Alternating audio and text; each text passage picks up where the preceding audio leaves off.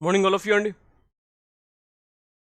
the thought of the day: winners are not those who never fail, but not those who never quit. ఎప్పుడు ఏ winner కూడా fail అవ్వకుండా ఎవరు రాలా.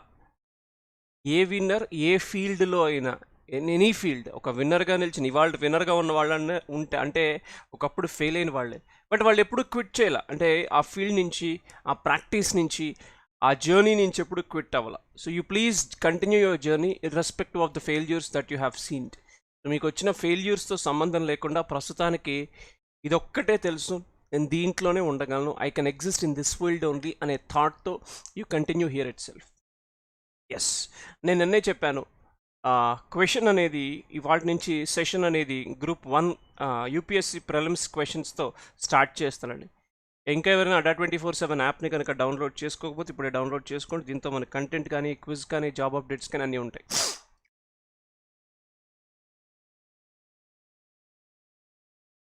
The very first question for you people.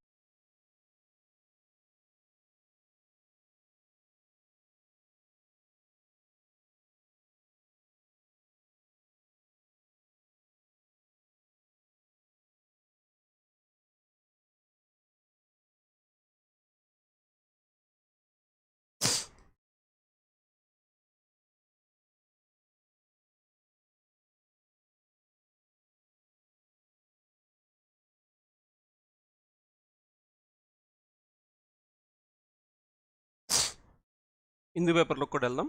కొంత news చూశాక, ఒక news చూశాక, కొన్ని న్యూస్ చూశాక హిందూ పేపర్కి కూడా వెళ్దాం. రైట్ రైట్ అండి, ఏం లేదు, బేసిక్స్ స్ట్రెంథన్ చేసుకుంటే చాలు. This is asked in UPSC civil service examination 2021 UPSC సివిల్స్లో అడిగిన ప్రశ్న ఇది. 2021 యూపీఎస్సీ సివిల్స్లో అడిగిన ప్రశ్న. ట్రై చేయండి, జస్ట్ ఐల్ డిస్కస్, మాట్లాడుకుందాం. జస్ట్ బేసిక్స్, ఒక బేసిక్స్ పట్టుకుంటే చాలు, మనం ఆన్సర్ వచ్చేస్తుంది.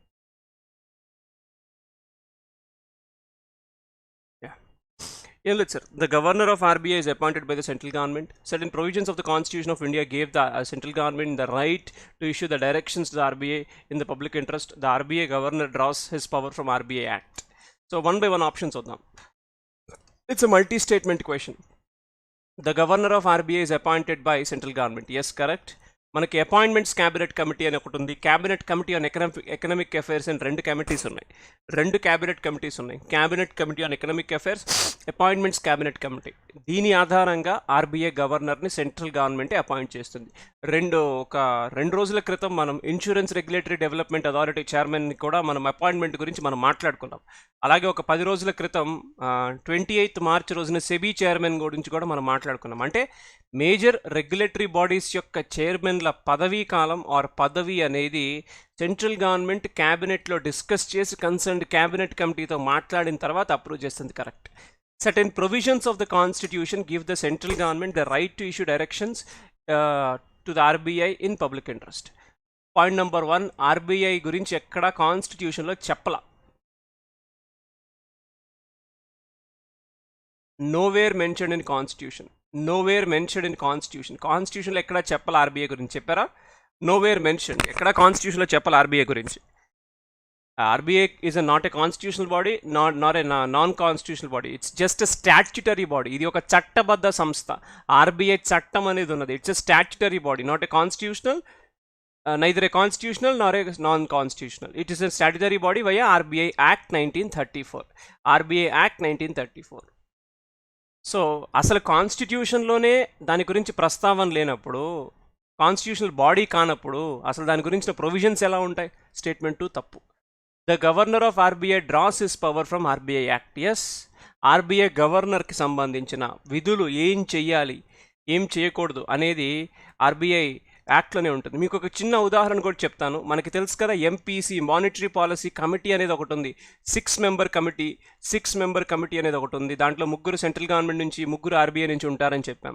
సో ఇది ఏ సెక్షన్ 45ZB ద్వారా RBI governor monetary policy committee చైర్మన్గా ఉంటారు అనే ఒక గవర్నర్ రెస్పాన్సిబిలిటీని ఇక్కడ చెప్పారు. అవును కదా? అందువల్ల 1 and 3 are the right answers. Right. జాగ్రత్తగా చూసుకోండి. So 1 and 3 are the right answers. Yes. Moving to the very first question for today.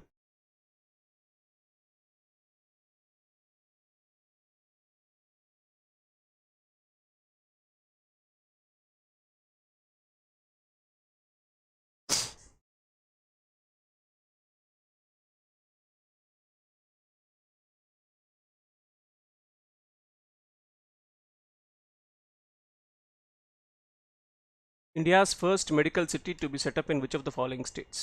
భారతదేశంలో మొట్టమొదటి మెడికల్ సిటీ ఎక్కడ ఏర్పాటు చేస్తున్నారు? మెడికల్ సిటీ ఎక్కడ ఏర్పాటు చేస్తున్నారు? మధ్యప్రదేశ్, మహారాష్ట్ర, గుజరాత్, తమిళనాడు. భారతదేశంలో ఫస్ట్ మెడికల్ సిటీ ఎక్కడ ఏర్పాటు చేస్తున్నారు?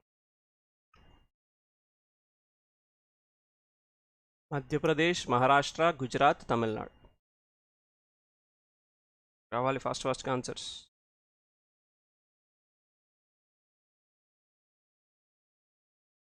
రైట్ ఆన్సర్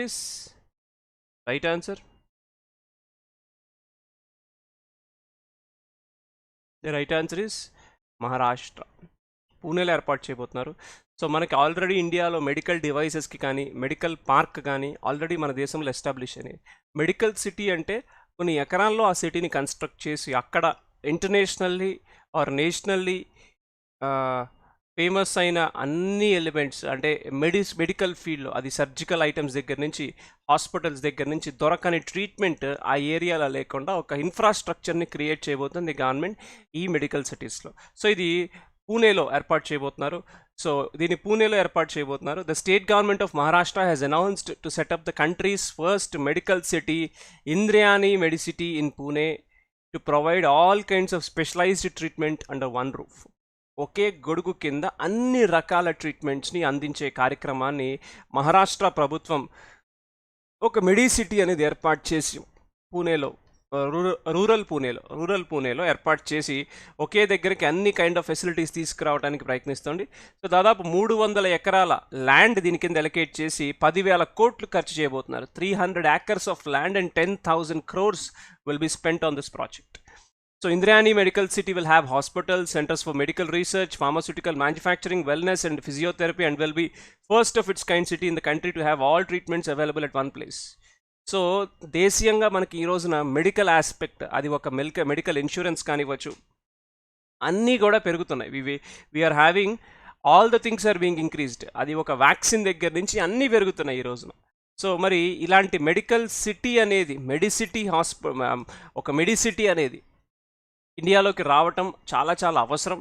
సో అన్ని రకాల మెడికల్ రీసెర్చెస్ అది ఫార్మాస్యూటికల్ దగ్గర నుంచి ఫిజియోథెరపీ దగ్గర నుంచి all the treatments at one place. So this will be available. We'll have about 24 hospital buildings, each having one department. 24 hospital buildings, ప్రతి దాంట్లో ఒక డిపార్ట్మెంట్ ఉంటుంది అని చెప్తున్నారు. So this will not only benefit for Pune but also for the neighboring districts who come to the city for the better treatment. ఇది ఇండియాకు ఒక మణిహారం లాంటిది. ఇండియాలో ఈ రోజున మెడికల్ పార్క్ ఉంది చెన్నైలో, తమిళనాడులో మెడికల్ పార్క్ ఉంది. అలాగే మెడికల్ స్పేర్ పార్ట్స్కి సంబంధించిన పార్క్స్ ఉంది కేరళలో. సో ఇప్పుడు ఫస్ట్ మెడిసిటీ వస్తుంది పూణేలో. 300 ఎకరాల్లో 10,000 కోట్ల ఖర్చుతో అన్ని రకాల ట్రీట్మెంట్స్ని దీన్ని ఇంక్లూడ్ చేసుకుంటూ ఆల్రెడీ మెడికల్కి సంబంధించి నిన్న కూడా మనం మాట్లాడాం. న్యూట్రాసికల్స్ అనేవి మనకి ఇంకా ప్రధాన్ మంత్రి జన ఔషధి పరియోజన షాప్స్ ఏవైతే ఉన్నాయో దాంట్లో కూడా సేల్ చేస్తారు న్యూట్రాసిటికల్స్ అంటే ప్రోటీన్ పౌడర్ ఇలాంటివి. అలాగే జన ఆరోగ్య యోజన ఉంది. ఇలాంటి ఎన్నో అంశాలు మనకి మెడికల్కి సంబంధించి ఉన్నాయి. సో ఎందుకు ఇంత బేస్ స్ట్రెంగ్తెన్ చేస్తున్నారంటే రాబోయే రోజులలో మళ్ళీ ఏదైనా కరోనా లాంటి వ్యాధులు కనుక మళ్ళీ వస్తే అప్పుడు ఇన్ఫ్రాస్ట్రక్చర్ బలంగా ఉండాలి. సో 10,000 కోట్లు 300 ఎకరాలు అంటే you just imagine how many beds will be there. అసలు వరల్డ్ క్లాస్ ట్రీట్మెంట్స్ అనేవి ఇక్కడ అందించాలి అనే ఉద్దేశం. సో ఇక్కడ there will be medical education research institute and treatments will be provided at affordable rates to the citizens. Medical education అంటే MBBS కానీ లేదా MD కానీ లేదా MS కానీ ఇలాంటివన్నీ కూడా మెడికల్ ఎడ్యుకేషన్ కూడా ఉంటుంది. అలాగే ట్రీట్మెంట్ కూడా చాలా తక్కువ ధరకే ఉంటుంది. The proposed medicity will have separate departments for trauma, critical care, heart diseases, kidney, brain and dentistry, paediatrics, ophthalmology, endocrinology, gastroenterology, urology, all the type of specialities, అన్ని స్పెషాలిటీస్ ఒక సూపర్ స్పెషాలిటీ అనేది పూణేలో ఒక మెడిసిటీలో రాబోతోంది. ఇంద్రియాని మెడిసిటీలో one of its medicity hospital అనేది రాబోతోంది. ఎస్, మరి మనం చూసుకోవాలి కదా, మనది మనం చూసుకోవాలి కదా. మనది మనం చూసుకోవడం అంటే ఐ మీన్ టు సే మన పేపర్ ఎక్స్ప్లెనేషన్లోకి మళ్ళీ మనం వెళ్ళిపోవాలి కదా. 1 minute, ఒక న్యూస్ ఇక్కడ అయిన తర్వాత పేపర్ ఎక్స్ప్లెనేషన్కి వెళ్దాం, రైట్? సో అలా చేసినప్పుడు ఏంటంటే మనకి ఇటు న్యూస్ కవర్ అవుతుంది, అది పేపర్ ఎక్స్ప్లెనేషన్ కవర్ అవుతుంది.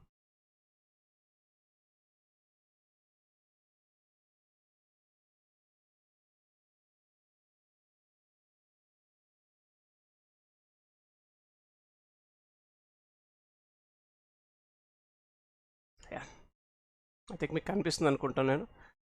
సో ఇక్కడ మనకి ఫస్ట్ అండ్ ఫార్మోస్ట్ న్యూస్ యాక్చువల్గా ఈ రీటైల్ ఇన్ఫ్లేషన్ క్లైమ్స్ టు 6.07% అనేది ఇది మంత్ ఆన్ మంత్ వచ్చే ఇన్ఫ్లేషన్. అంటే రీటైల్ ఇన్ఫ్లేషన్ అంటే కన్జ్యూమర్ ప్రైస్ ఇండెక్స్. సో ఇది మంత్ ఆన్ మంత్ వచ్చే ఇన్ఫ్లేషన్, దీని గురించి మాట్లాడదాం.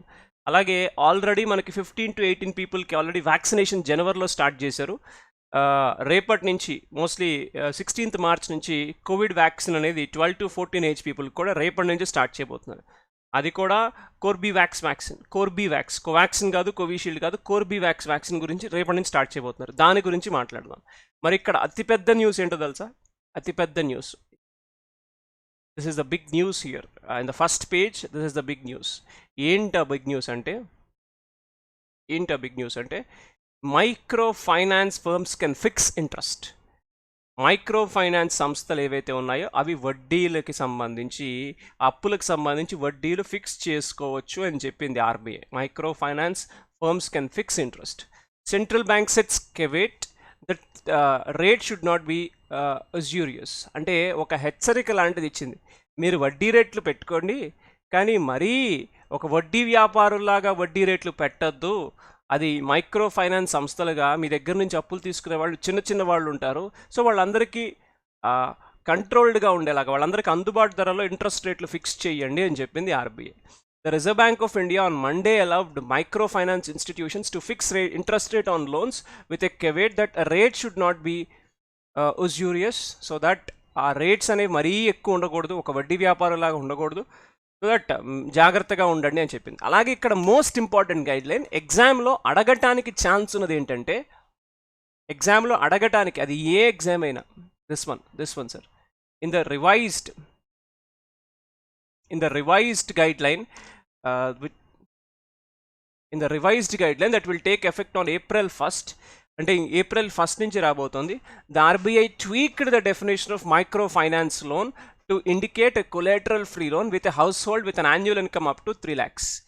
ఆర్బీఐ ఒక క్లియర్గా చెప్పింది, 3 లక్షల రూపాయలు ఎవరైతే యాన్యువల్ ఇన్కమ్ సంపాదిస్తున్నారో వాళ్ళకి ఎటువంటి సెక్యూరిటీ లేకుండా, కొలేటరల్ ఫ్రీ లోన్, ఎటువంటి సెక్యూరిటీ లేకుండా వాళ్ళకి అప్పులు ఇవ్వచ్చు 3 లక్షల వార్షిక ఆదాయం లోపు, లేదా 3 లక్షలు సంపాదించే వాళ్ళకి అని చెప్పి ఆర్బీఐ చెప్పింది. అలాగే ఇంతకు ముందున్న గైడ్ లైన్స్ కూడా ఉన్నాయి. Earlier upper limit were 1.2 lakh for rural borrowers and 2 lakh for urban borrowers. ఇంతకుముందు రూరల్ బారోవర్స్కి ఎంత 1.2 lakh, అర్బన్ బారోవర్స్కి ఎంత 2 lakhs, రైట్? అది కూడా ఒకసారి గమనించాలి. As per the revised norms, regulated entities should put in place a board approved policy regarding the pricing of microfinance loans. అంటే revised norms ప్రకారం ఎవరైతే ఉన్నారో వాళ్ళు పాలసీని వాళ్ళ వెబ్సైట్లో కానీ అలాగే దీంట్లో కానీ పెట్టాలి. అలాగే సీలింగ్ ఆన్ ఇంట్రెస్ట్ రేట్స్, అంటే దాని మీద గరిష్ట ఇంట్రెస్ట్ రేట్ ఎంత వేస్తున్నారు అనేది కూడా పబ్లిక్కి తెలిసేలా చెప్పాలి అని చెప్తున్నారు. The revision of income cap to 3 lakhs will expand market opportunities and interest rate cap removal will promote risk-based underwriting, said Uday Kumar Hebbar, MD and CEO of Credit Access Gramin Limited. So, అంటే market opportunity and interest cap removal will promote risk based under writing. అంటే దీనివల్ల కాస్త negativity కూడా రావచ్చేమో అనే ఒక రకమైన సందేహాన్ని వ్యక్తం చేస్తున్నారు. బట్ ఏంటంటే వడ్డీ వ్యాపారులు మరీ ఎక్కువ వడ్డీలు ఛార్జ్ చేయకూడదు, అది మరీ ఎక్కువగా ఉండకూడదు అని చెప్పి ఆర్బీఐ ఎవరికైతే అప్పులు ఇవ్వాలో ఆ ఇన్కమ్ లిమిట్స్ని కూడా ఆర్బీఐ ఫిక్స్ చేసింది ఇక్కడ. So this reflects the confidence shown by central bank in the ability of micro finance institutions to responsibly cantor the bottom of the pyramid, he said. So ఒక రకమైన సందేహాన్ని, ఒక రకమైన సంతోషాన్ని కూడా వ్యక్తం చేశారు. ఇది మంచిదే, సో దట్ ఇబ్బంది ఉండదు అనే ఒక రకమైన సంతోషాన్ని, ఒక రకమైన సందేహాన్ని కూడా వ్యక్తం చేశారు. సో ఆర్బీఐ ఇలాంటి మంచి డెసిషన్ తీసుకుంది అని సపోర్ట్ చేశారు. ఎస్, సో ఇది ఎగ్జామ్లో అడిగే ఛాన్స్ ఉంది. ఏ బ్యాంకింగ్ ఎగ్జామ్లో అయినా ఇది అడిగే ఛాన్స్ ఉంది. ఏ బ్యాంకింగ్ ఎగ్జామ్లో అయినా ఇది అడిగే ఛాన్స్ ఉంది, రైట్? గుర్తుపెట్టుకోండి, any bank exam micro finance institutions interest fix చేసుకోవచ్చు. ఆర్బీఐ రీసెంట్గా ఇన్కమ్ లిమిట్స్ని కూడా మెన్షన్ చేసింది అనే ఒక న్యూస్ మనకి ఇక్కడ ఉంది,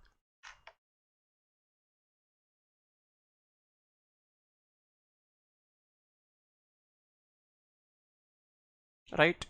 అలాగే మళ్ళీ మనం గో బ్యాక్, మళ్ళీ వద్దాం.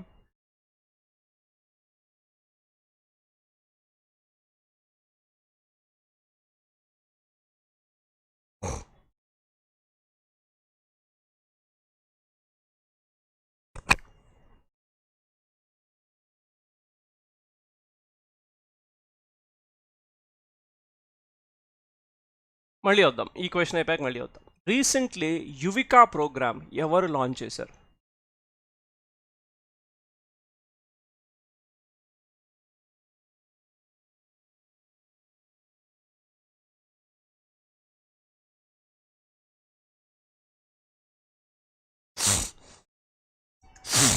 రీసెంట్లీ యువికా ప్రోగ్రామ్ ఎవరు లాంచ్ చేశారు?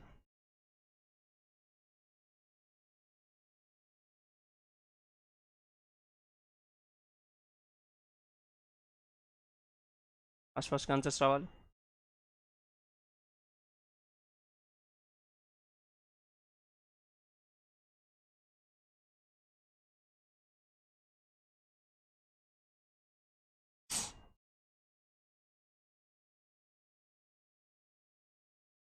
Your right answer, ISRO. ISRO. Yes, correct. ISRO has launched this Yuvika program. So మరి ఇస్రో ఎప్పుడు ప్రారంభమైంది? 15th August 1969. ISRO started in 15th August 1969. 15 August 1969 ISRO ఏర్పడింది.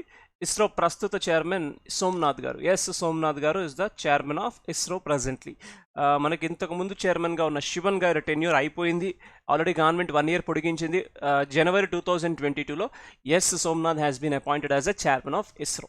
సో మన ఇస్రోకి ISRO headquarter is there in Bengaluru. ఇస్రోకి మనకి అటు ఒడిస్సాలో కానీ, ఇటు శ్రీహరికోటలో కానీ, లేదా ఇటు కేరళలో కానీ we have different launch stations. అంటే ఇక్కడ నుంచి లాంచ్ శాటిలైట్స్ని కానీ, రాకెట్స్ని కానీ లాంచ్ చేస్తుంది ఇస్రో. సో ప్రపంచవ్యాప్తంగా లాంచ్ స్టేషన్లు కలిగి ఉన్న అతి తక్కువ దేశాల్లో ఇస్రో కూడా ఒకటి.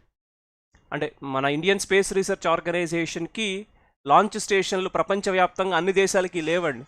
మన దేశానికి ఉన్నాయి, అందులోనూ 3 ఉన్నాయి. ఎక్కువగా వెళ్ళేది మాత్రం షార్ నుంచి, Sriharikota. Coming to this Yuvika. Yuvika అనేది ఒక చిన్నపిల్లల కోసం, అంటే స్కూల్ చిల్డ్రన్ కోసం తీసుకొచ్చిన program. The Indian space research organisation is organising a special program for school children called Yuva Vigyani Karyakram for young scientist program. మనందరికీ తెలుసు కదా, రీసెంట్గా విజ్ఞాన్ వీక్, మనకి నేషనల్ సైన్స్ డే కూడా రీసెంట్గానే జరిగింది, February 28th. ఆ 1 week కూడా సైన్స్ అవేర్నెస్ కోసం ఒక వీక్ని కూడా కండక్ట్ చేసింది Indian government. So aimed creating awareness about emerging trends in science and technology. This program is expected to encourage more students to pursue research and career in science and technology and mathematics. రాబోయే రోజుల్లో ఎక్కువ మంది స్టూడెంట్స్ని science and technology వైపు తీసుకురావడానికి, so దానికోసం ఇలాంటి యువికా లాంటి ప్రోగ్రామ్స్ అనేవి ఆర్గనైజ్ చేస్తూ to create interest, to show the practicality, to show the advantages of science and technology, to show the advantages that was given by this field to the world అనే ఉద్దేశంతో చిన్నపిల్లలకి ఇప్పటి నుంచే సైన్స్ మీద అవగాహన పెరగడానికి ఈ కార్యక్రమం అనేది చేస్తుంది ఇస్రో. సో ఒక శాటిలైట్స్ల వల్ల కానివ్వచ్చు, సైన్స్ టెక్నాలజీ పరంగా ఈ రోజున మనం మాట్లాడుకునే టెలిఫోన్స్, టెలికమ్యూనికేషన్లో కానివ్వచ్చు, రీసెంట్గా కరోనా టైంలో డెవలప్ చేసిన వ్యాక్సిన్స్ కానివ్వచ్చు, లేదు మనకి ఇటు ఉదంపూర్లో కానీ, లేదు ఇటు మణిపూర్లో కానీ కన్స్ట్రక్ట్ చేస్తున్న అతిపెద్ద రైల్వే బ్రిడ్జెస్ కానివ్వచ్చు, ఆల్రెడీ కన్స్ట్రక్ట్ చేసిన అటల్ టనెల్ కానివ్వచ్చు, కన్స్ట్రక్ట్ అవుతున్న జోజిలా టనెల్ ద్వారా కానివ్వచ్చు. సో మనకి మ్యాథమెటిక్స్లో మన దేశం నుంచి ఎన్నో ప్రఖ్యాత పేర్లు, అంటే ఎంతోమంది ప్రముఖమైన పేర్లు ఉన్నారు. మనకి శకుంతలాదేవి గారు కానివ్వచ్చు, అలాగే రామానుజన్ గారు కానివ్వచ్చు, అలాగే రీసెంట్గా మ్యాథమెటిక్స్లో ఇండియాలో ఒక అత్యున్నతమైన ఇన్స్టిట్యూట్ ISI నుంచి మ్యాథమెటిక్స్కి సంబంధించి ఒక అవార్డు గెలుచుకున్న, రామానుజన్ అవార్డు గెలిచిన నీనా గుప్తా గారు లాంటి వారిని చూసినప్పుడు కానీ ఒక రకంగా that will be a source of inspiration for lot many people. మరి భవిష్యత్తులో ఈ రంగానికి చాలా అవకాశాలు, చాలా అద్భుతాలు చేసే పొటెన్షియాలిటీ ఉంది. కాబట్టి చిన్నపిల్లలకి ఇప్పటి నుంచే ఈ రంగంలో అవగాహన పెంచడానికి గవర్నమెంట్ ఇస్రో ఈ ప్రోగ్రామ్ తీసుకొచ్చింది. The ISRO young scientist program is a residential program and will span over 2 weeks during the summer vacation between May 16 to May 28. This program includes invites, talks, experience sharing by eminent scientists, experimental demonstrations, facility and lab visit, exclusive sessions for discussion with experts, practical and feedback sessions. మనకి Newton's third law గురించి మనకు తెలుసు కదా, Newton's first law, Newton's second law, Newton's third law. For every action there will be an equal and opposite reaction. మనం ఏంటంటే Newton's third లా అనే దానికి మన థింకింగ్ ఎలా ఉంటుందంటే, రాకెట్ పైకి వెళ్తుంది, అది న్యూటన్స్ థర్డ్ లా అని చాలామంది మనం చెప్తాం. బట్ యాక్చువల్గా రాకెట్ పైకి వెళ్ళేది లీనియర్ మొమెంటంతో. రాకెట్ పైకి వెళ్ళినప్పుడు కిందకి వేడి వస్తుంది కదా, అది న్యూటన్స్ థర్డ్ లా. అంటే రాకెట్ పైకి వెళ్తుంది, కింద వేడి వస్తుంది, ఈ యాక్షన్ న్యూటన్స్ థర్డ్ లా. కానీ రాకెట్ పైకి వెళ్ళేదే న్యూటన్స్ థర్డ్ లా అనే ఒక రకమైన ఆస్పెక్ట్లో చాలామంది ఉంటారు, బట్ యాక్చువల్గా అది రాంగ్. సో ఇలాంటి ఎక్స్పెరిమెంట్స్ అంటే ఇలాంటివి చూసినప్పుడు, ఒక రాకెట్ని పైకి పంపించినప్పుడు, లేదు చిన్నప్పుడు స్కూల్స్లో పిఎస్ఎల్వి జిఎస్ఎల్వి అంటే ఏంటో ఒక చాప్టర్ ఉంటుంది. సో అసలు పిఎస్ఎల్వి అంటే ఏంటి, జిఎస్ఎల్వి అంటే ఏంటి, పోలార్ శాటిలైట్ లాంచ్ వెహికల్, అలాగే జియో స్టేషనరీ లాంచ్ వెహికల్, ఇలాంటివన్నీ కూడా ప్రాక్టికల్గా చూసినప్పుడు they'll get more advantage and they'll get more knowledge. అందుకోసం ఒక ఈ యంగ్ సైంటిస్ట్ ప్రోగ్రామ్ అనేది తీసుకొస్తున్నారు. Total of 150 class 9 students across will be selected for the programme. 9వ తరగతికి చెందిన 150 మంది విద్యార్థులు ఈ ప్రోగ్రాంలో సెలెక్ట్ అవుతారు. The programme is planned at 5 centres. Vikram Sarabhai మనకు తెలుసు కదా, father of Indian space research, మొట్టమొదటి father of Indian space research. U R Rao satellite space centre, ఒక నోబెల్ లారెట్, ఫిజిక్స్లో నోబెల్ ప్రైజ్ గెలిచారు సచిన్ టెండూల్కర్తో పాటు యుఆర్ రావ్ గారు. Centre space application centre, national remote sensing centre Hyderabad, north east application centre. అంటే వివిధ స్పేస్ సెంటర్స్ ద్వారా, వివిధ సెంటర్స్ ద్వారా ఈ ప్రోగ్రామ్ ఒక 2 వారాల పాటు పిల్లలందరికీ కూడా ఒక ఎక్స్పర్ట్ టాక్స్, ఒక ప్రాక్టికల్ ఎక్స్పోజర్ వస్తుంది పిల్లలందరికీ అని చెప్పి ఈ ప్రోగ్రామ్ని ఇస్రో ప్లాన్ చేసింది. Students will be taken to visit Satish Dhawan space centre towards the end of the project. ఒక ఎక్స్పీరియన్స్, ఒక మంచి ఎక్స్పీరియన్స్ షార్కి వెళ్ళటం శ్రీహరికోటకి. సో అక్కడికి చివరిలో తీసుకెళ్ళి ఒక రాకెట్ని లైవ్లో చూపెడతారు. మనందరికీ తెలుసు కదా, అబ్దుల్ కలాం గారు the former president of India is also the former scientist of India. ఎప్పుడూ కూడా చిన్నపిల్లలకి ఫ్యూచర్ గురించి, ఫ్యూచర్ థాట్స్ గురించి మోటివేట్ చేస్తూ పిల్లల్ని మంచి మార్గంలో పెట్టడానికి ఆయన జీవితాంతం ప్రయత్నిస్తూనే ఉన్నారు అబ్దుల్ కలాం గారు. ఆయన కూడా ఒక సైంటిస్ట్. సో మరి ఆ సైన్స్ రంగానికే చెందిన ప్రోగ్రామ్ యువిక.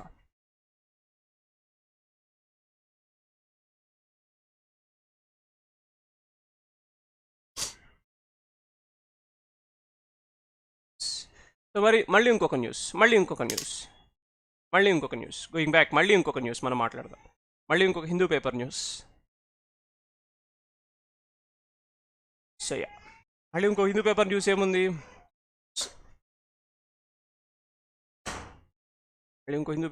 ఏముంది, one minute sir.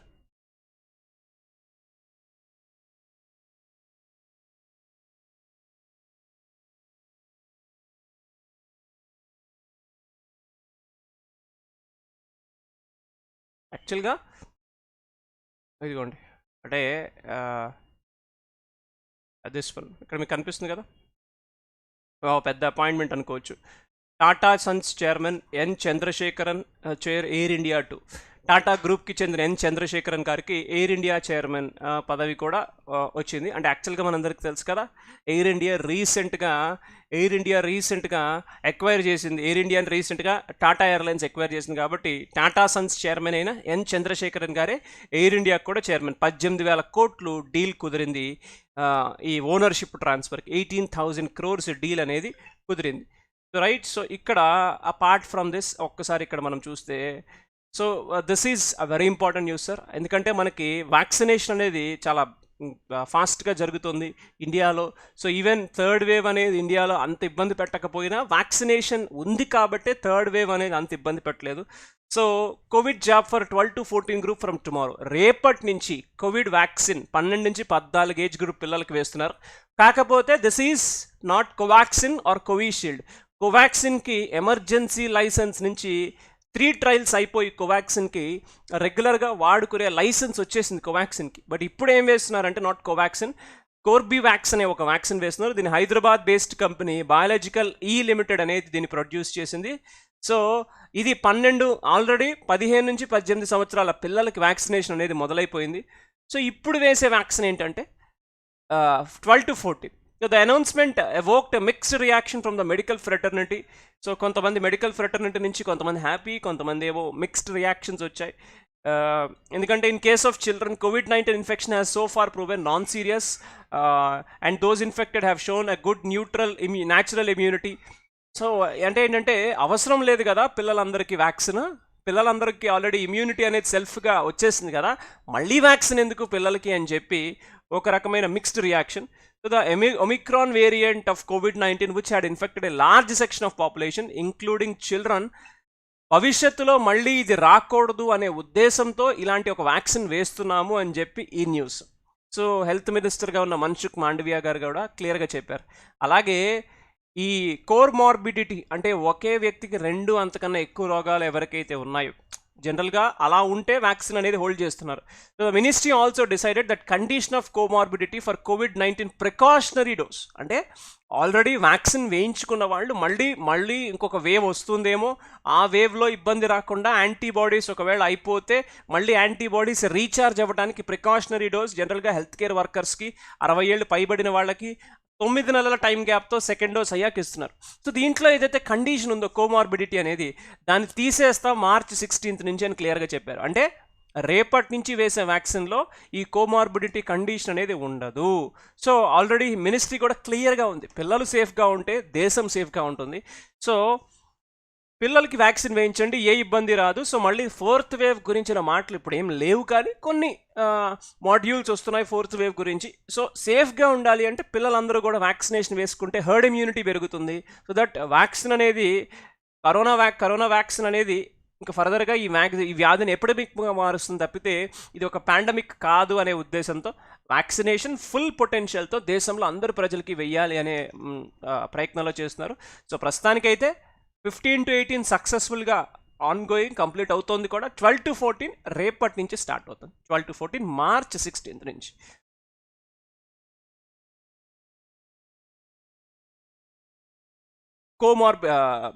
This Corbevax, it's not Covaxin. Corbevax manufactured by Biological E.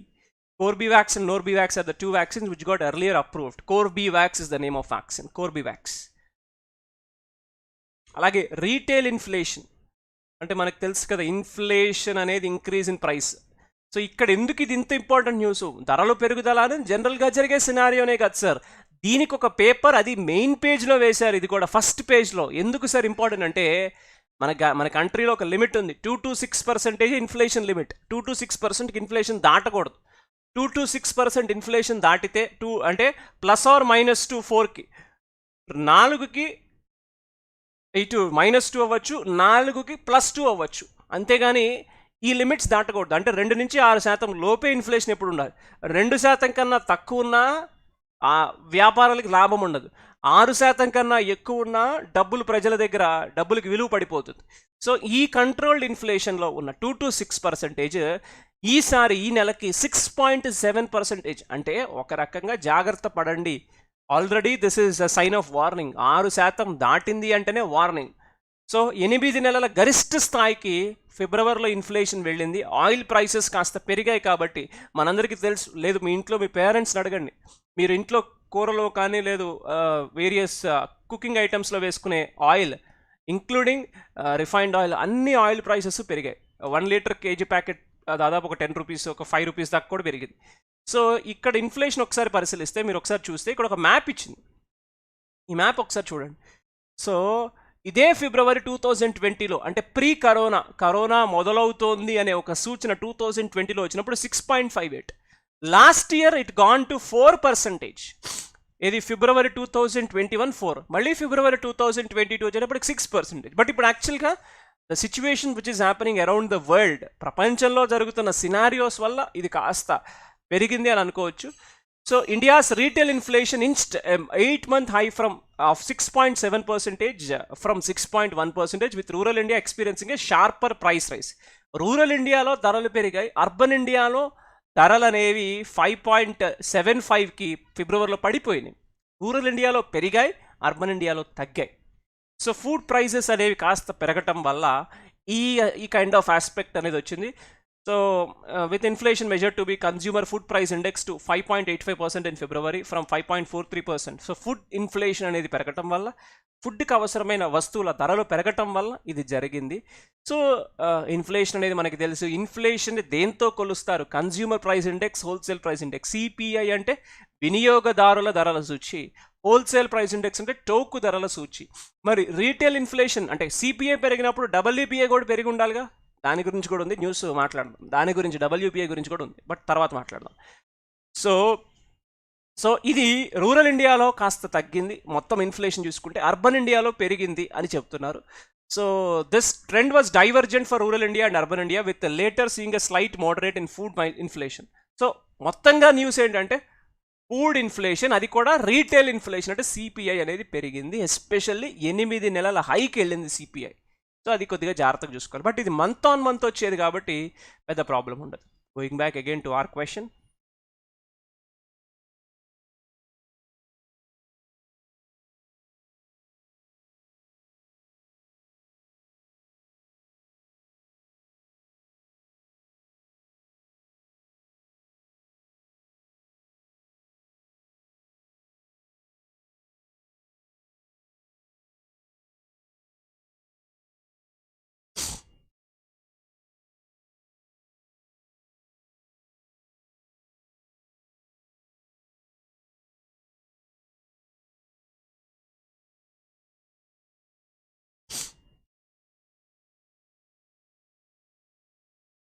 India water pitch pilot scale startup challenge is launched by which ministry? అంటే జాగ్రత్తగా చూడండి, India water pitch pilot scale startup challenge ఏ ministry మొదలుపెట్టి? Just try to focus. Ministry of rural development, ministry of home affairs, ministry of urban development, ministry of education.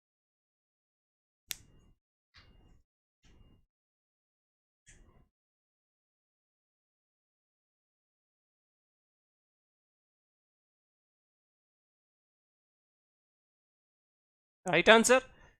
Right answer is Ministry of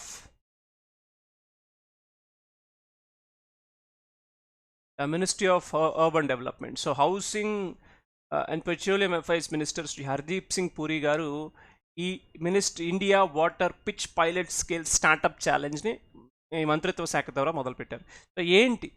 so గుర్తుపెట్టుకోండి sir, ఇది కూడా యూపీఎస్సీలో అడిగిన ప్రశ్నే ఒకప్పుడు. ఏంటిది? ఇదంటే ఇది కాదు, డైరెక్ట్గా అడగల. అటల్ ఇన్నోవేషన్ మిషన్ ఎవరు ప్రారంభించారని అడిగారు. అటల్ ఇన్నోవేషన్ మిషన్ ఇది స్టార్ట్ చేసింది నీతి ఆయోగ్. బట్ ఇక్కడ ఏం గురించి అడగట్లా, ఇక్కడ అడుగుతున్నది అమృత్ స్కీమ్.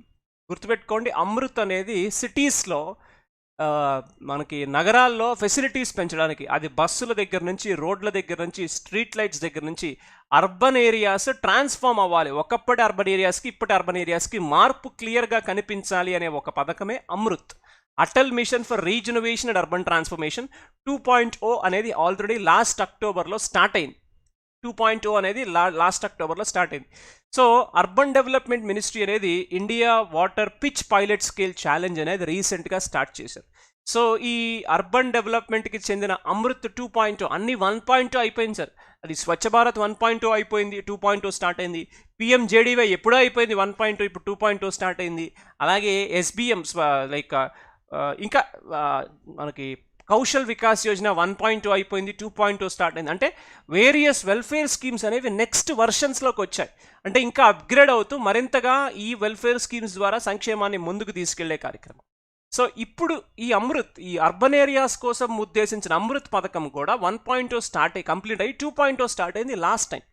సో దీన్ని దృష్టిలో పెట్టుకుని in line with the vision of Honorable Prime Minister of India, technology submission to engage startups as technology partner has been approved under Amrut 2.0. So దీన్ని దృష్టిలో పెట్టుకుని ఈ ఛాలెంజ్ని చూస్తే India water pitch pilot scale startup challenge అంటే ఇక్కడ స్టార్టప్స్ని అలాగే ఈ యాక్టివిటీస్ని encourage చేయడం గవర్నమెంట్ యొక్క ముఖ్య ఉద్దేశం. టెక్నాలజీని ఒక రోల్ మోడల్గా, ఒక టెక్నాలజికల్ పార్ట్నర్గా స్టార్టప్స్ని తీసుకోవాలి అని చెప్పి ఎంకరేజ్ చేస్తున్నారు. సో దీని ద్వారా ఏం జరుగుతుందంటే this mission aims to empower startups in water and used water sector to grow through innovation and design that will drive sustainable economic growth and generate employment opportunities. మన ఇళ్లలో కానీ రెగ్యులర్గా యూసేజ్లో కానీ వాటర్ అనేది కన్ఫర్మ్.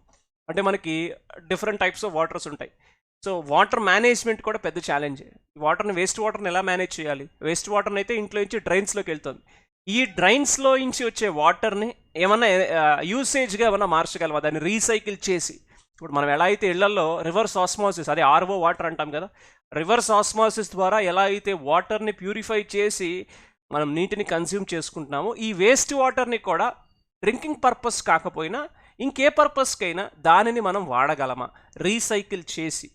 దాన్ని శుద్ధి చేసి ఏమన్నా వాడగలమా, సుయేజ్ ట్రీట్మెంట్ ప్లాంట్స్ ద్వారా దాన్ని ఏమన్నా చేయగలమా అనే రకమైన ఒక థాట్ని, అలాంటి ఒక అవకాశాలు పరిశీలించడానికి స్టార్టప్స్తో ఎంపవర్మెంట్, స్టార్టప్స్తో ఒక అవగాహన కుదుర్చుకుని తద్వారా ముందుకు తీసుకెళ్లే ప్రోగ్రామే ఈ India pitch pilot scale challenge, India water pitch pilot scale startup challenge. ఇక్కడ ఒకటి గుర్తుపెట్టుకోవాలి, స్టార్టప్స్కి సంబంధించి చాలా మంచి అవకాశాలు ఇండియాలో ఉన్నాయి.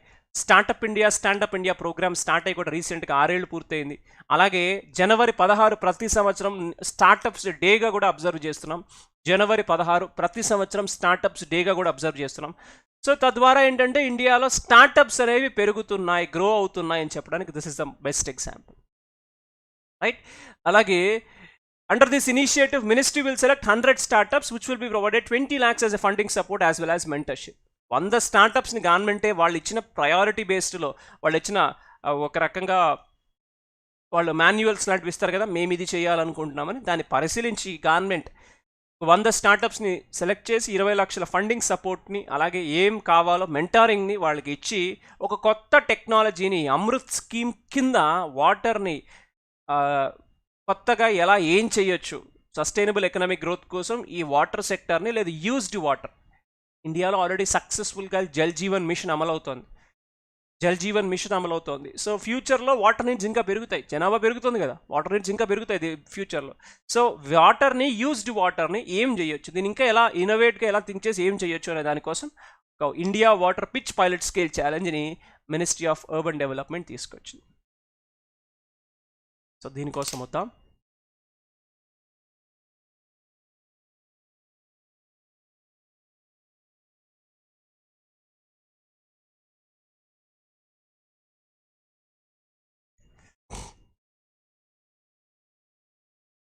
వన్ మినిట్ ఇక స్టక్ అయింది.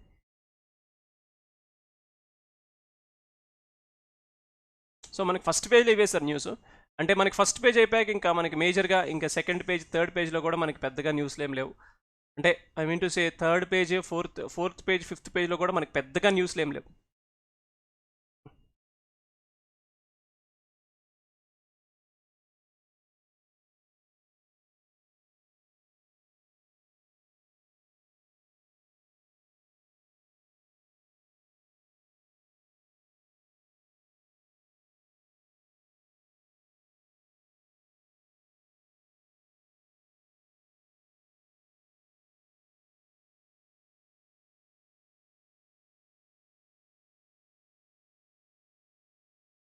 యాక్చువల్గా ఇది ఇంపార్టెంటే, బట్ మాట్లాడదాం. ఇది ఇంపార్టెంటే, దీనికన్నా ఇంపార్టెంట్ న్యూస్ ఒకటి ఉంది, మాట్లాడదాం. సో మనకి ఎలాగో వెంకటేష్ సార్ 9 o'clockకి హిందూ పేపర్ ఎడిటోరియల్ చెప్తారు. అంటే ఇంకా ఎలక్షన్స్ వీటి గురించే ఉంది. ఎలక్షన్స్ ఇంకా 5 రాష్ట్రాల ముఖ్యమంత్రులు ఎన్నిక కావాల్సి ఉంది.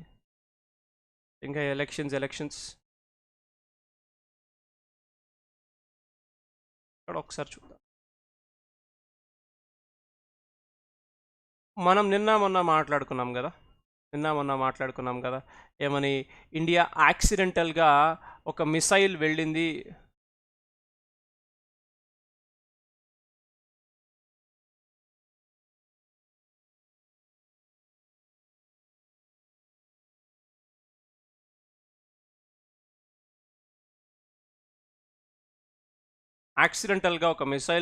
అని చెప్పి ఒకటి మాట్లాడుకున్నాం కదా. దాన్ని ఇప్పుడు చైనా పట్టుకుంది.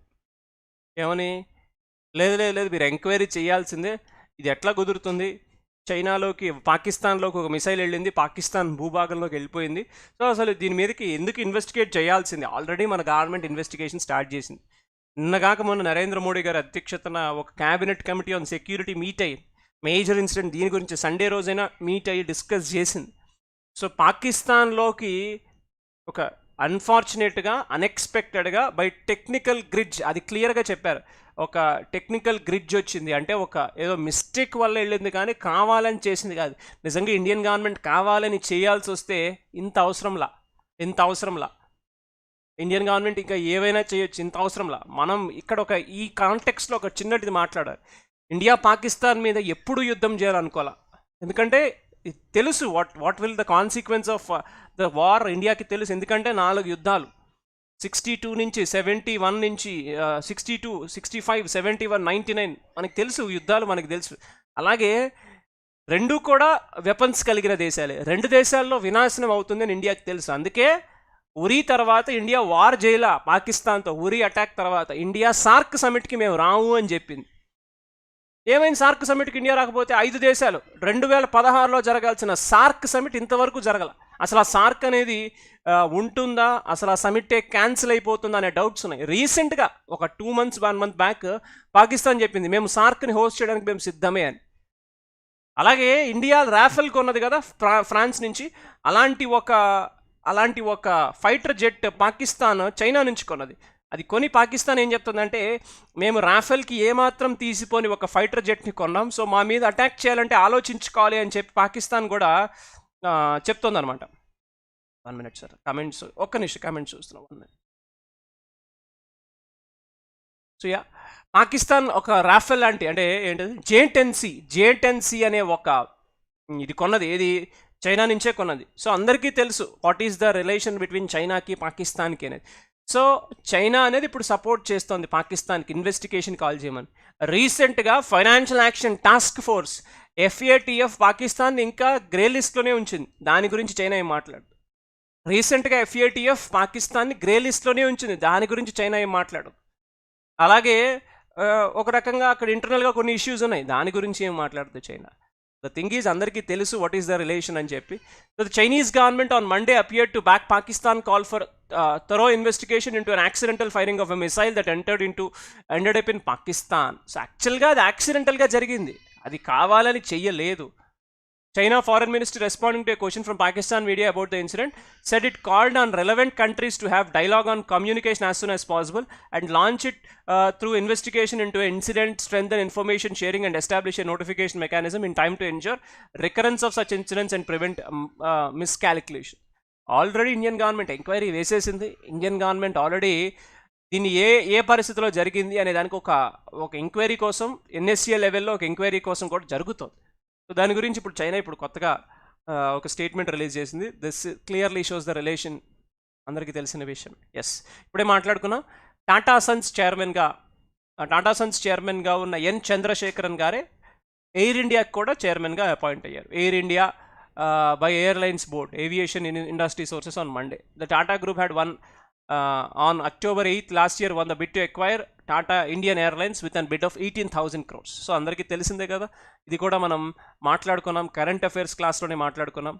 సో ఒక రకంగా ఇండియన్ ఎయిర్లైన్స్ పుట్టిందే, ఇండియన్ ఎయిర్లైన్స్ అనేది యాక్చువల్గా వచ్చిందే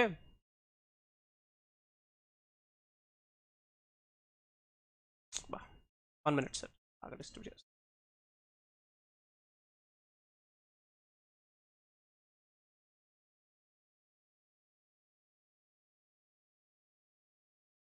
ఇండియన్ ఎయిర్లైన్స్ అసలు యాక్చువల్గా ఎయిర్లైన్స్ ఏవియేషన్లో పుట్టిందే టాటా ఎయిర్లైన్స్ నుంచి, రైట్. సో ఇది ఒక న్యూస్.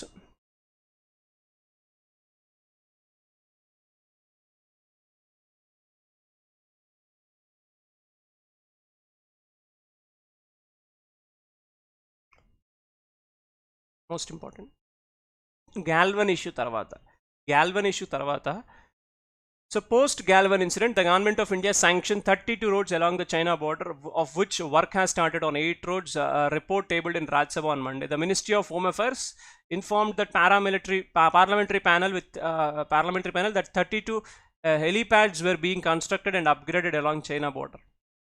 చైనా బోర్డర్లో మనకి తెలుసు కదా, గ్యాల్వన్ ఇష్యూలో మనం సోల్జర్స్ని కోల్పోయాం. మన తెలుగు రాష్ట్రాలకు చెందిన కల్లాన్ సంతోష్ బాబు గారిని కూడా కోల్పోయాం మనం, బ్రేవ్ సోల్జర్. సో మరి అలాంటి ఇన్సిడెంట్స్ భవిష్యత్తులో చైనా ఏమైనా దురాక్రమణకు తెగబడి మన సైనికుల మీదకి వచ్చినా అక్కడ ఇమీడియట్గా రెస్పాన్స్ ఇవ్వడానికి ఒక 32 కొత్త రోడ్లని ఇండియన్ గవర్నమెంట్ ఆల్రెడీ ప్లాన్ చేసింది. దాంట్లో 8 రోడ్లు స్టార్ట్ అయినాయి. సో దానికి సంబంధించిన ఎలొకేషన్ కూడా క్లియర్గా గవర్నమెంట్ ఇచ్చింది అని చెప్పి ఒక న్యూస్ ఇక్కడ మనం చూస్తున్నాం. సో మినిస్ట్రీ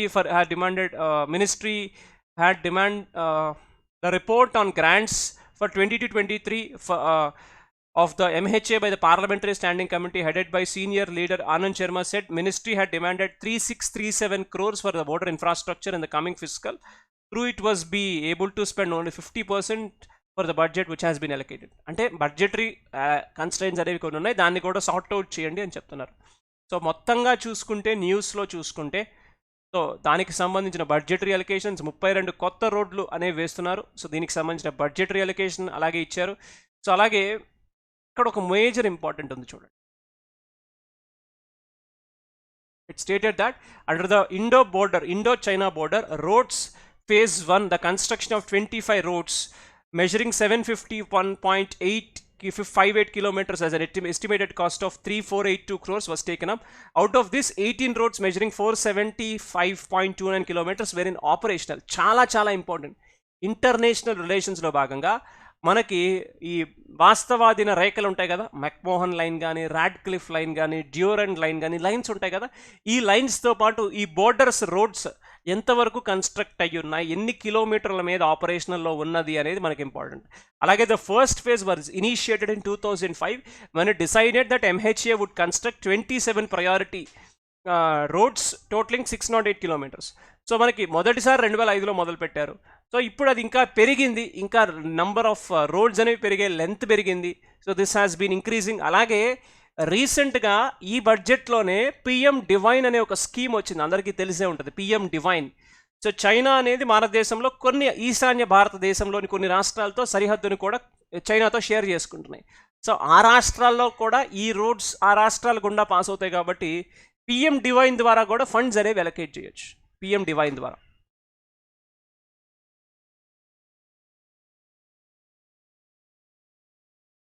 అలాగే సెషన్ని లైక్ చేయండి, షేర్ చేయండి, ఛానల్ని సబ్స్క్రైబ్ చేయడం మాత్రం మర్చిపోదు. ఇంకా అవలే క్లాస్ 1 minute సార్.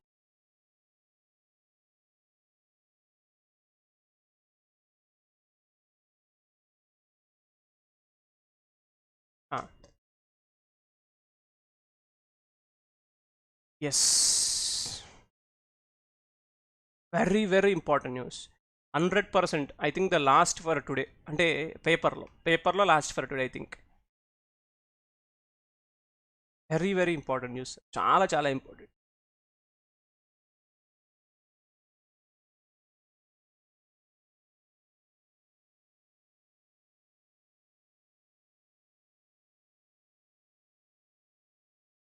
మనకి సెన్సస్ నుంచి రిజిస్ట్రార్ జనరల్ తెలుసు కదా, ఈ రిజిస్ట్రార్ జనరల్ రీసెంట్గా ఒక న్యూస్ని కూడా ఇచ్చింది. Maternal mortality ratio declines by 10 points. చాలా మంచి విషయం ఇది, చాలా మంచి విషయం. అంటే ప్రసవించిన తల్లులు వెంటనే చనిపోవటం, బిడ్డని ప్రసవించి, సో ఇది ఈ రేషియో తగ్గాలి. Mother child infant mortality rate దగ్గరికి రావాలి, మెటర్నల్ మోర్టాలిటీ రేట్ కూడా 0కి దగ్గరగా రావాలి.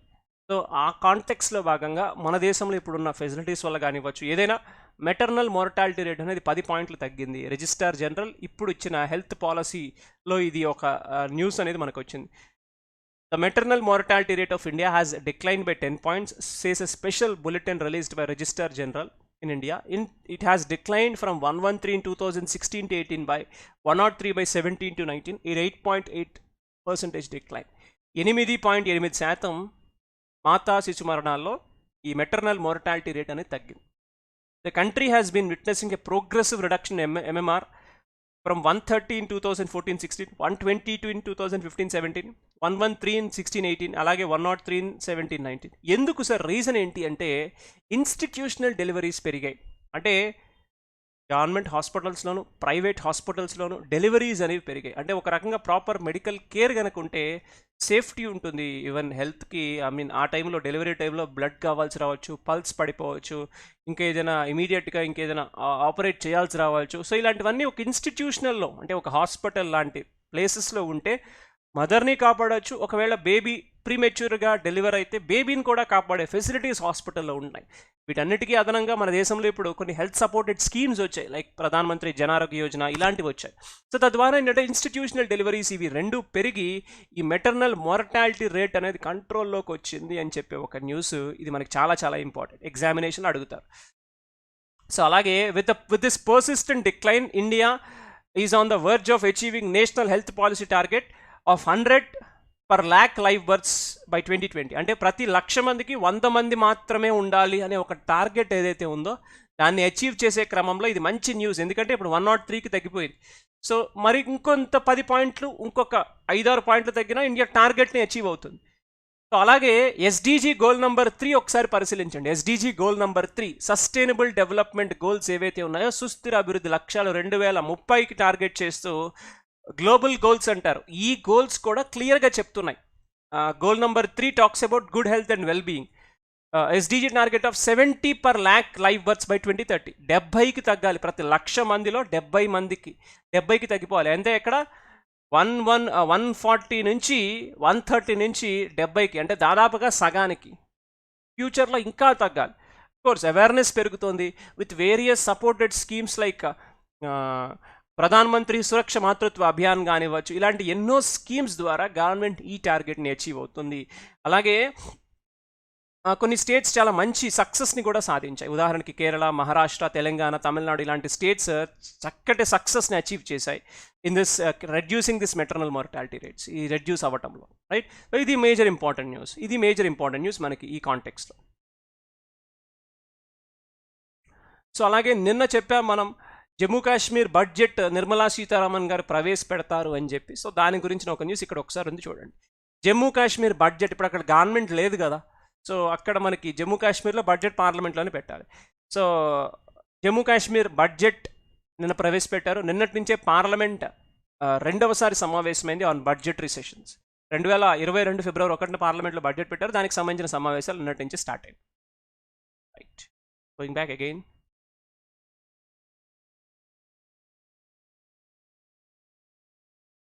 The last question for today.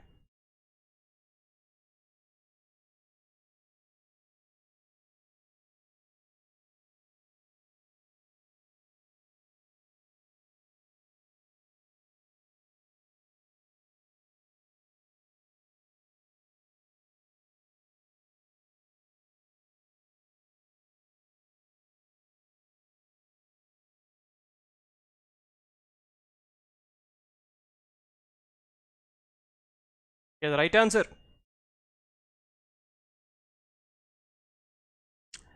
The right answer is Puducherry is the right answer. Puducherry is the right answer, correct. Under the National Digital Health Mission, Puducherry is creating a digital public health ecosystem. By second week of August, 4 building process of digital ecosystem would be established and implemented in the first phase. So మనకు ఒక digital health ecosystem అనేది పుదుచ్చేరిలో built అవుతుంది. So this include creating a health identity database for entire population similar to Aadhaar. అంటే ఒక డేటాబేస్ని create చేస్తే తద్వారా ఏంటంటే ఎవరికి ఏ ఇబ్బందులు ఉన్నాయి, ఎవరికి ఏవైనా వ్యాధులు ఉన్నాయా, సో దట్ అదంతా మొత్తం డిజిటలైజ్ చేసి ఆ రికార్డ్స్ని ఎప్పటికప్పుడు అవసరమైన ప్రతిసారి యాక్సెస్ చేసుకునే విధంగా ఈ ఆస్పెక్ట్ అనేది ఉంటుంది.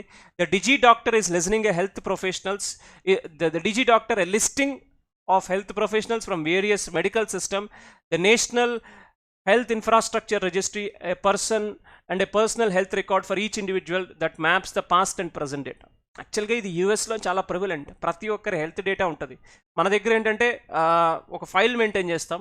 ఇప్పుడు ఆ ఫైల్ కాస్త డిజిటైజ్ అవుతుంది. ఆల్రెడీ వచ్చే 5 ఏళ్లలో ఆయుష్మాన్ భారత్ డిజిటల్ మిషన్ కింద 1,600 కోట్లు ఖర్చు పెట్టబోతున్నాం.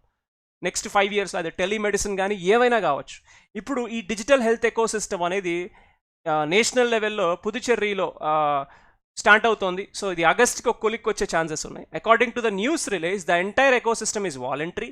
The data privacy and security are integrated into the architecture. ఇది పూర్తిగా మీ ఇష్టం, మీకు నచ్చితే అప్లోడ్ చేసుకోవచ్చు డేటాని. డేటా ఎక్కడికి వెళ్ళదు. మన దేశంలో మనకి పుట్టస్వామి కేసు కూడా ఉంది, ఫేమస్ కేసు. సో డేటా అనేది బాగా ప్రైవేట్గా ఉండాల్సిన డేటా ప్రైవేట్గా ఉంచుతారు అనే ఒక ట్రస్ట్ కూడా గవర్నమెంట్ మీద ఉన్నది. సో అది ఎక్కడికి లీక్ కావు. కాకపోతే ఇది వాలంటరీ, బట్ ఇస్తే మంచిది. Past and future or current medical ప్రాబ్లమ్స్ని యాక్సెస్ చేయొచ్చు. సో ఇది national health authority, union health ministry పరిధిలో ఇది జరుగుతుంది. గుర్తుపెట్టుకోండి, Ayushman Bharat digital health mission వచ్చే 5 ఏళ్లలో 1,600 కోట్లు ఖర్చు పెట్టబోతుంది గవర్నమెంట్ ఆన్ దిస్ ఇన్ఫ్రాస్ట్రక్చర్ కానివ్వచ్చు, టెలిమెడిసిన్ కానివ్వచ్చు, లేదు ఈ కోవిన్ యాప్ లాంటివి కానివ్వచ్చు, లేదు ఫస్ట్ కరోనా వేవ్లో వచ్చిన ఆరోగ్య సేతు, అంటే ఇవన్నీ డిజిటలైజ్ యాప్సే కదా. సో దీనికోసం గవర్నమెంట్ హ్యూజ్ ఫండ్స్ని అలొకేట్ చేసింది, ఖర్చు పెట్టబోతుంది వచ్చే 5 ఏళ్లలో. రైట్, అలాగే దట్స్ ఆల్ ఫర్ టుడే అండి. సో మనకి టీఎస్ క్యాబ్ బ్యాచెస్ లాంచ్ అయినాయి, టీఎస్ డీసీజీబీ బ్యాచెస్ లాంచ్ అయినాయి. So already APTS mega pack price పెరిగింది, ప్రైస్ హైక్ వచ్చేసింది. నేను 2 రోజుల నుంచి చెప్తున్నాం ప్రైస్ హైక్ ఉంటుందని. ఇది ఇంకా పెరుగుతుంది రాబోయే రోజులలో. సో మీరు ఇది తీసుకున్న, తెలంగాణ మెగా ప్యాక్ తీసుకున్న, it's totally up to you, me choice. So మీరు ఏదైనా తీసుకోవచ్చు. ద థింగ్ ఈజ్, రాబోయే రోజుల్లో అడా 24/7లో క్లాసులు ఇంకా వెరీ క్వాలిటేటివ్గా ఇప్పుడున్న క్వాలిటీకి మరింతగా పెరుగుతాయి. That I can assure you. ఎందుకంటే మనకి గ్రూప్ 1 ఏదైతే ఉందో ఈసారి టార్గెట్ ఉంది గ్రూప్ 1లో మ్యాక్సిమం పొజిషన్స్ కొట్టాలి. అందుకే హిందూ పేపర్ లైవ్ ఎక్స్ప్లెనేషన్ కానీ ఇవాళ నుంచే మొదలు పెట్టాను. ఫస్ట్ క్వశ్చన్ యూపీఎస్సీ క్వశ్చన్ అని, అది ఇవాళ మొదలు పెట్టాను కూడా నేను మీకు. అది కంటిన్యూ అవుతుంది. అది అన్నీ సార్ రోజు ఒకే సబ్జెక్ట్ అంటే రోజుకు ఒక సబ్జెక్ట్ యూపీఎస్సీలో, రోజుకు ఒక సబ్జెక్ట్. లేటెస్ట్ క్వశ్చన్సే గత 2-3 ఏళ్లలో యూపీఎస్సీ ఎగ్జామ్లో అడిగిన క్వశ్చన్ రోజుకు ఒకటి చూపిస్తాం మీకు. తద్వారా ఏంటంటే you will be habituated for the things which are there which is ongoing, అంటే ఇప్పుడు రాబోతున్న ఎగ్జామ్స్కి.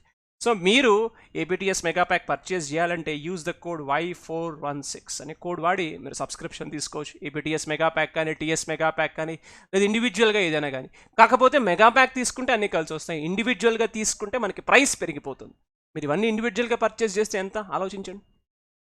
This is our Telegram channel, official Telegram channel. అలాగే ఇది మన బ్లాగ్, ఇది మన బ్లాగ్. ఖచ్చితంగా